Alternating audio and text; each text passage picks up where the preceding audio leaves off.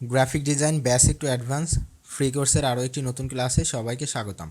আজকের ক্লাসে আমরা নতুন আরও তিনটি টুলসের কাজ শিখব। টুলস তিনটি হচ্ছে স্কেল টুল, শেড টুল, রিশেপ টুল। প্রথমে আমরা স্কেল টুলটির কাজ শিখব। তার আগে আমরা এই তিনটি টুলসের পাশে যে একটি বার দেখতে পাচ্ছি, এটাতে যদি আমরা ক্লিক করি তো আমরা এটি এভাবে আলাদা একটি টুলস বার পেয়ে যাব।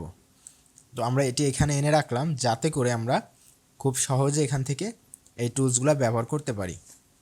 তো প্রথমেই আমরা স্কেল টুলের কাজটি দেখব। এর জন্য আমরা একটি রেক্ট্যাঙ্গেল নিয়ে নিচ্ছি। তো আমরা এরকম রেক্ট্যাঙ্গেল একটি নিলাম, লম্বা ধরনেরই নিলাম। তো এটি নেওয়ার পরে, বা আমি চারকোনাও নিতে পারি, আমি একটি চারকোনা নিলাম। এরপর আমি স্কেল টুলে যদি যাই তো আমরা এরকম একটি ফোঁটা দেখতে পাবো, অ্যাঙ্কর, যেটি সেন্টারে আসে। তো আমরা যদি এখন এখানে একটি ক্লিক করি সেন্টারে, তো দেখেন আমাদের এখন সিলেকশনের মতন একটা আইকন এসেছে আমাদের কারসারে। তো আমরা যদি এখন শিফট এবং অল্টার চাপ দিই, তার আগে আমরা এটি ধরে যদি এভাবে টানি, দেখেন আমাদের এই শেপটি বিভিন্নভাবে আঁকা বা বাঁকা হতে থাকছে।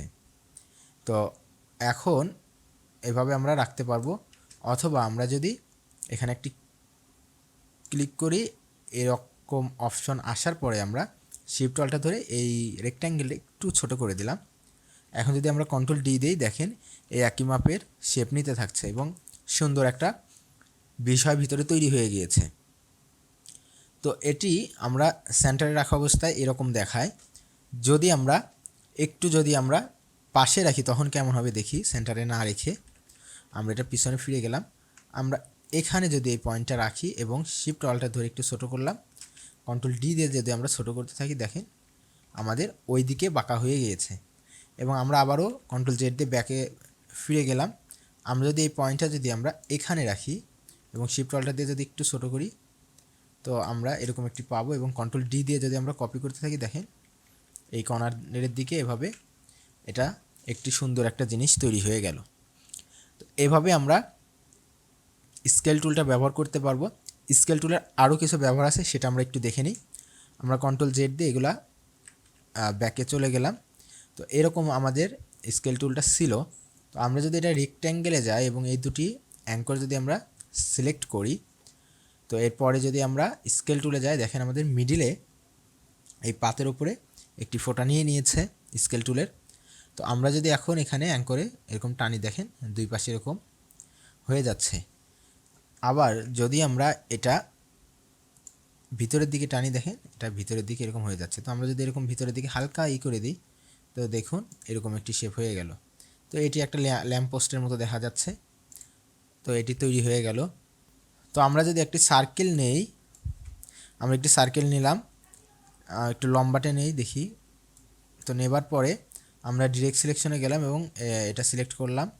এখন যদি আমরা স্কেল টুলে যাই এবং এটা যদি এভাবে টানতে থাকি হ্যান্ডেলটা ধরে, দেখেন আমাদের এরকম চওড়া হয়ে যাচ্ছে দুপাশেই।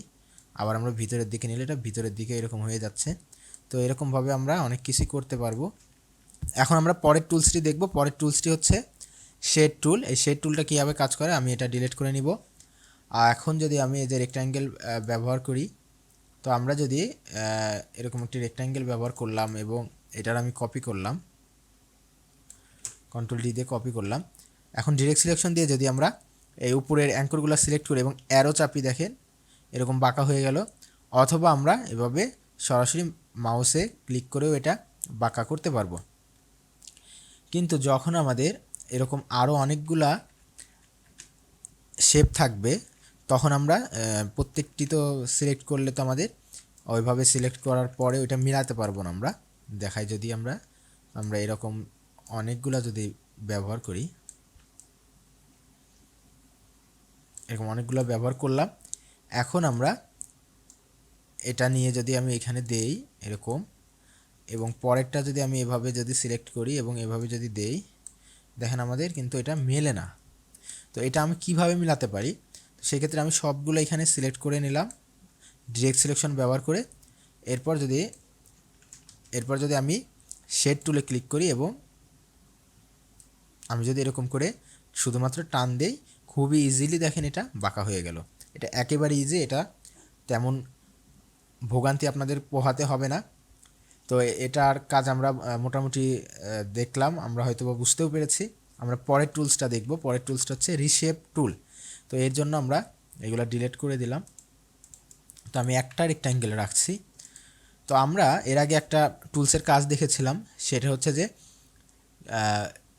এই যে এখানে ছিল এই যে anchor point tool. Anchor point tool আমরা কীভাবে ব্যবহার করেছিলাম, আমরা প্রথমে হচ্ছে একটি অ্যাড অ্যাঙ্কর পয়েন্ট নিয়েছিলাম, অ্যাড অ্যাঙ্কর পয়েন্ট এভাবে নিলাম।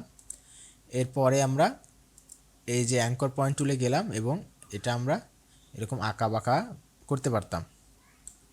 তো এই কাজটা যদি আমরা এতগুলা স্টেপ ফলো না করে খুব ইজিলি করতে পারি, তো সেটা কীভাবে করতে পারবো, এটা রিশেপ টুল দিয়ে করতে পারবো।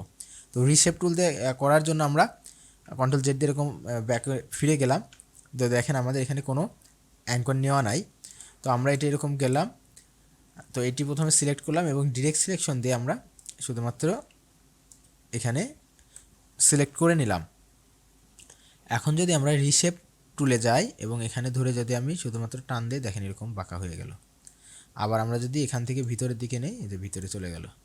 এখান থেকে আমরা আবার একটু এরকম বাইরের দিকে নিব, বাইরের দিকে চলে গেল।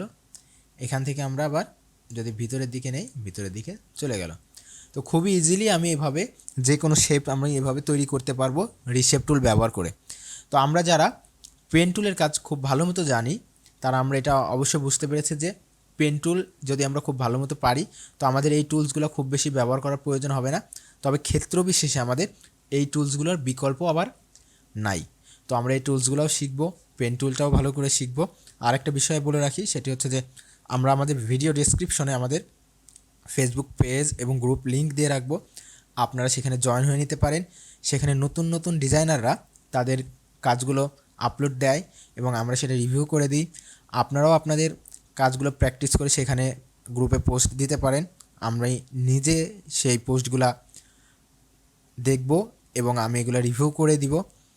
তো আজকের ভিডিও এই পর্যন্তই। আশা করি আমাদের ভিডিওটি আপনাদের ভালো লেগেছে।